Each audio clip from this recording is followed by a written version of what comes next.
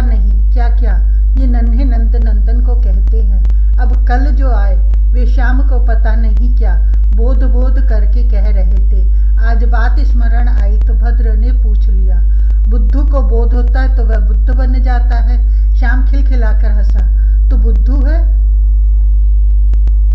बुद्धू तो तू है, बुधवार को उत्पन्न हुआ। भद्र ने भी चढ़ाया, मैं तो मंगल को उत्पन्न हुआ हूँ। क्या बात है? सहसा दाऊ दादा समीप आ गए और सहज ही उन्होंने पूछ लिया, कल वे ऋषि आए थे यहाँ अपने पास? भद्र ने कहा, वे पता नहीं बोध का नाम लेकर क्या क्या इस कन्हाई से कहते थे। मैं इससे पूछता हूँ कि यह बोध क्या है तो यह बात बतलाता नहीं। यह कहता है मुझे कि तू बुद्ध को उत्पन्न हुआ। अतः श्याम ने सखा की ओर देखा और नेत्र के संकेत से पूछा, कह दूं दादा से? ठीक कहता है भद्र। दाऊ दादा ने अनुज की बात पूरी सुने बिना ही कहा, इसी से तुम महाबुद्ध हो, बोध हो। ओहो, तो बोध का अर्थ है बुद्धू। भद्र ताली बजाकर हंसता हुआ उछला। ऋषि भी इसे चिढ़ाते थे। ऋषि मुनि किसी को चिढ़ाते नहीं। दाऊ ने गंभीरता से कहा, तुम्हें जानना है कि बोध क्या है? यह कन्हाई है ना? भद्र का कन्हाई ही बोध है तो भला इसमें जानने सुनने की क्या बात है? तुम भी हो। दाऊ की यह बात भद्र को नहीं रुची, लेकिन उसे लगा अब चुप रहना चाहिए, कहीं दादा डांटने न लगे। यह कुछ रूठता लगता है, मेरी ओर देखो। दाऊ वहीं बैठ गए। हरित दुर्वाच्छादित कोमल भूमि, चारों ओर पुष्प भार से झुकी झूमती लताएं और मध्य में यह नीलांबरधारी एक कुंडलधारी स्वर्ण गौर। दाऊ आसन लगाकर दोनों कर गोद में लेकर अर्धोन्मीलित दृढ़ बैठ गया है। यह शोभा, यह श्री, यह ध्यान मुद्रा किसी ऋषि महर्षि के स्वप्न में भी आ सकती है। ज्योति ज्योति दुर्निवार ज्योति। और यह क्या हो रहा है? क्या हो रहा है यह सब? भद्र कुछ नहीं समझ पाता। जो वह देख रहा है, अनुभव कर रहा है, वाणी में नहीं आता वह। वृंदावन, गायें, गोप, पृथ्वी, पर्वत, यमुना, सूर्य, चंद्र और जाने क्या क्या सब दाऊ बनाता है, सबको दाऊ बनाता चलता है। सब दाऊ के संकेत से बनते मिटते हैं। दाऊ, उसका अपना दाऊ दादा। दाऊ कन्हाई, कन्हाई दाऊ। यह क्या है? दोनों भाई एक और वह स्वयं है। यह क्या? पता नहीं कितनी देर। जब भद्र सावधान हुआ, दाऊ कह रहा था, यह है बोध। आपको कुछ बोध लगा? तिलक। आज कन्हाई शीघ्र उठ गया है और उठते ही इसने अधरों से श्रृंग लगाकर धु प्रारंभ कर दिया है।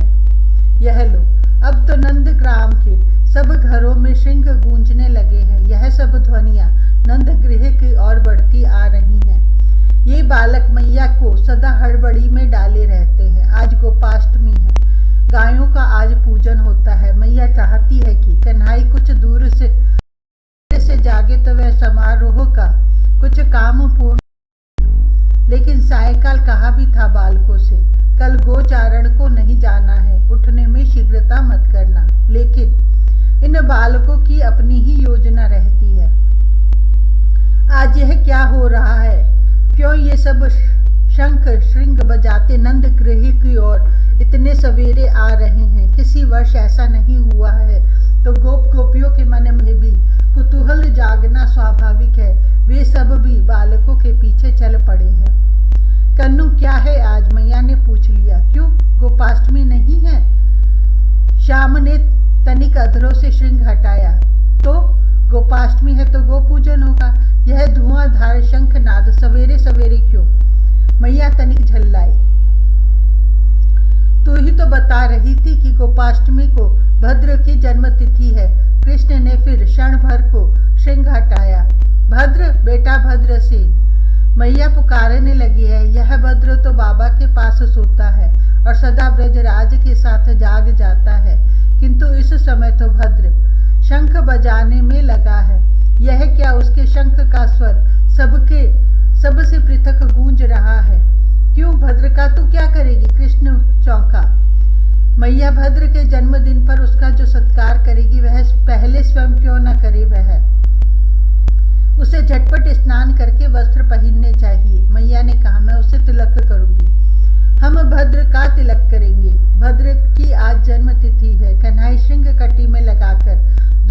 की ओर पुकारता दौड़ गया है। द्वार तक पहुंच गया है सखाओं का समूह और श्रृंग शंख बजाना छोड़कर सब इस नवीन उत्साह में आ गए हैं। भद्र को स्नान करना है, उसे वस्त्र आभरण धारण करने हैं। यह बात अब भला कौन सोचने लगा है। कृष्ण फिर भीतर भाग गया है। उसको कुमकुम चाहिए, अपने लिए, सब सखाओं के लिए झोली भरकर कुमकुम चाहिए। हम भद्र का तिलक करेंगे। सब उत्कंठित है, किंतु भद्र है कहाँ? वह कहाँ चला गया? वह इस अपने कन्हई के उधम से कहाँ भागे? भाग कर वह श्री ब्रजराज के अंक में आ बैठा था, किंतु आज तो बाबा भी श्याम के साथ हो गए हैं। अंक में बैठे भद्र को अपने भुजाओं में लपेट कर स्थिर कर दिया है उन्होंने, और यह आ गया है श्याम सब सखाओं को लेकर। हम भद्र का तिलक करेंगे। ऐसे नहीं लाल। बाबा ने कन्हई को चुटकी भर कुमकुम उठाते देखकर रोका।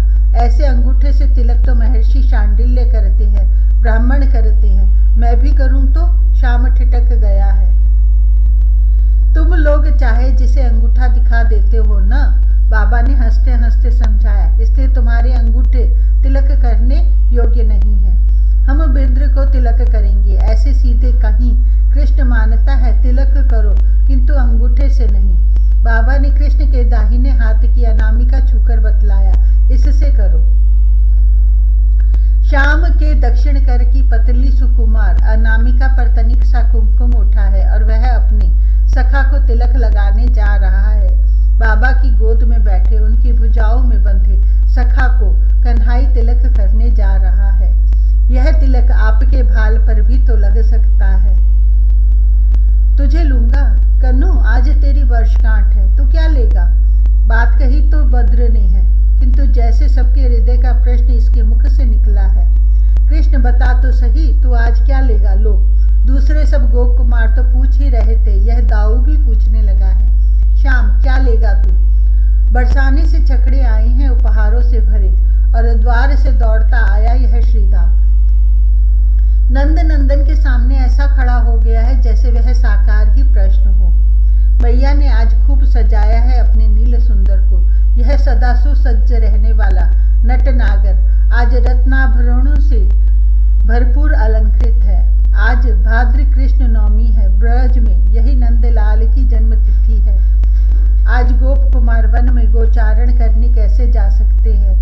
आज तो ब्रज युवराज की वर्षगांठ का महोत्सव है, और ब्रज का कोई महोत्सव क्या गो पूजन के बिना पूर्ण होता है? यह सखा आज सुसज्ज है। सबको उनकी माताओं ने भरपूर सजाया है। सब बड़े सवेरे नंदन भवन भाग आए हैं। महीने भर से बालक, वृद्ध, स्त्री, पुरुष सब इसी चिंता चिंतन में और प्रस्तुति में लगे हैं कि वर्षगांठ पर भी ऐसा क्या उपहार दे कि श्याम सुंदर एक क्षण को खिल उठे। अभी महर्षि शांडिल्य आवेंगे, ब्राह्मणों के साथ हवन होगा, गोपूजन होगा, और कृष्णचंद्र ऋषि ब्राह्मण वृद्ध जन को प्रणाम करेगा और उनके आशीर्वाद लेगा। तब कहीं उसको उपहार देने का समय आवेगा।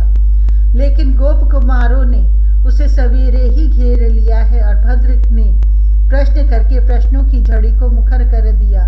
सभी का एक ही प्रश्न है, तू आज क्या लेगा? मयूर मुकुट तनिक झुक गया है। कृष्ण दो क्षण अवनत बदन सोचने लगा, और लो, वह सहसा खिल उठा है।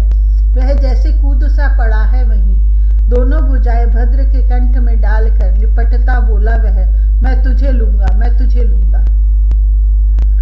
अब यह एक से दूसरे के कंठ से लिपटता वनमाली गोप कुमार के साथ आलिंगनबद्ध श्री कृष्ण। यह उपहार ग्रहण है या आत्मोपहार का अर्पण?